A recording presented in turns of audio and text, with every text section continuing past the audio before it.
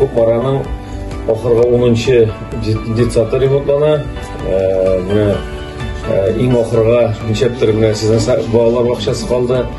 Ул була бит менә кайбер объектларны шундый җайлы гына тиз генә кирип китә дә ремонтланып ясалып чыга. Кайберләре була шундый сложныйрак, азрак, теге мәшәкатьлерәк керә. Менә инде ничек булса да, соңгарак калса да, иң мөһиме бүген яңартылды, яхшыртылды, ремонтланды. Монда инде өр-яңадан эшләнеп чыкты инде. Бу бөтенесе өр-яңадан эшләнгән. Сезне шушы матур бәйрәм белән котлыйм. Чын мәгънәсендә бүген республикада бик зур эшләр эшләнелә. Әти-әниләргә, балаларга исәнлек, саулык телисе килә. Елларыбыз тыныч булсын, дөньялар имин булсын, республикада шулай чәчәк атсын.